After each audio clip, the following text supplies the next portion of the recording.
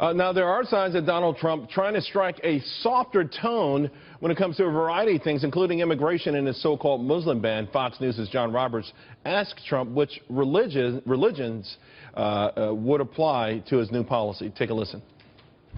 Muslim and non-Muslim? I'd also look at none. Absolutely. I don't want terrorists in our country, John. We don't want it. You don't want it. I don't want it. We're not going to have it.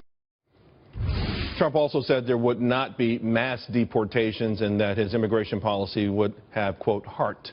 Joining me now, Kristin, Tate, Tammy, Bruce, Jessica Tarlov, and Gabby Morrongiello. And Gabby, let me start with you because I'm still not clear, and I've spoken to a couple of Donald Trump supporters what this means.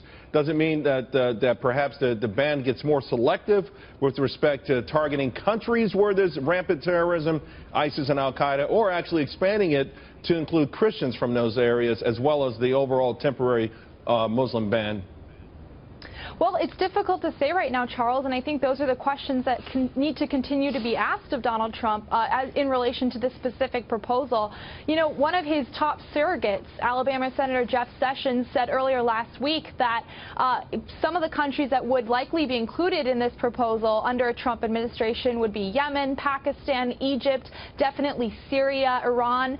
So we're hearing his surrogates outline specifics, but Donald Trump himself has been relatively quiet in terms of saying, you know, who would this apply to? Which countries would he ban Muslim immigrants from coming to the U.S. from? And as we just heard in that interview with John Roberts, would this apply specifically to Muslims, or would it apply to people belonging to other religions? You know, Tammy, the thing is, I think this is one of the central issues of friction, rather, between Donald Trump and the establishment GOP, this and trade, which we'll talk about in a moment. Is it possible that amending his sort of broad 1.6 billion people to a more select, that could actually help resolve that as well? Well, I think so, but we're also getting off a track in some way because it was never a ban. Remember what first started this, which was, of course, the San Bernardino situation and the Syrian refugees that were going to be piling in, that we didn't know what was going on, and the suggestion was that we needed a temporary stalling of it.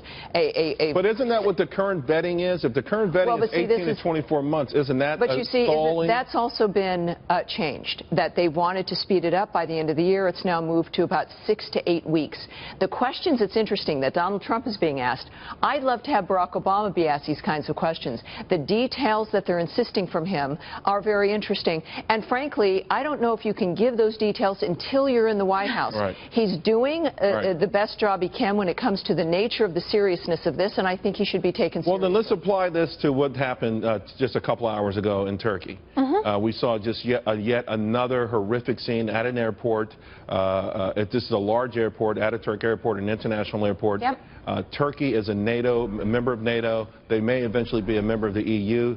Jessica, once again, a lot of dead bodies laying around. This is the kind of thing people look at and say, that's your immigration policy right there. Well, we need to know what actually happened first. Well, yeah, two suicide bombers with Russian rifles. Yeah, 2 or 3 shot a lot of people, and then they blew themselves up. I totally understand that. We've seen the movie before. I get it. And as Americans, as, you know, people all across the world, obviously, thoughts and prayers go out to those in Turkey and anyone affected by that, but that doesn't mean that a Muslim ban, and I appreciate that you changed the language there a little bit, Tammy, but that's what he said. He said a temporary ban on Muslim immigration. Now if he's shifting to the 34 countries, Rand Paul and Ted Cruz both advocated for that. It doesn't make a difference. Doesn't make sense, though, when you see scenes that we saw just 2 hours ago. It makes sense to be smart. It doesn't make sense to restrict freedom of religion. It doesn't make sense to change who we fundamentally are as a nation.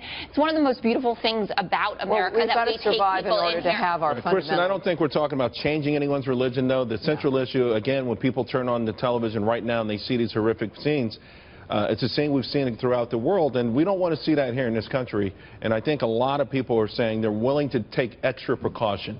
Absolutely. Look, Americans want safety and security here in this country, and they know that Trump is committed to keeping radical Islamic terrorism out of this country. The other side, Hillary Clinton, won't even say those words. Two-thirds also think that he's racist. Well, Hillary says it now, but not with the same sort of He may not say everything perfectly. He may not articulate his plans perfectly all the time because he doesn't use a teleprompter all the time like Hillary.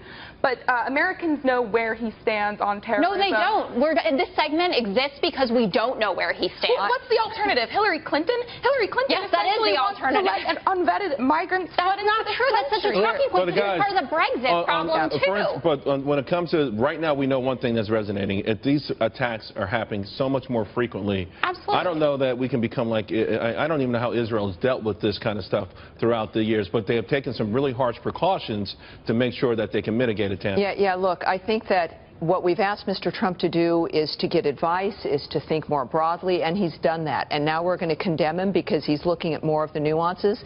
I think this is exactly what the American people want.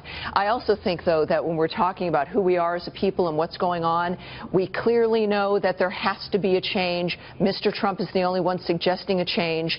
We recognize, look, for the countries that he's talking about, you can't vet people. It is Yemen. It is Syria. But there are European allies on that list as well. We're going to turn around. You can't come here from France. Just a minute. This is an issue about who's going to get into the White House and the decisions that are being made. What he's doing now is sending a signal, at least, about the broad-based framework about what's important to him. Hillary has said more of the same. Donald Trump is saying if you don't like the way it is now. Listen, guys, and I agree with you, Jessica. Our hearts and prayers go out to everyone, but we hate having to say this almost on a weekly basis. Yeah.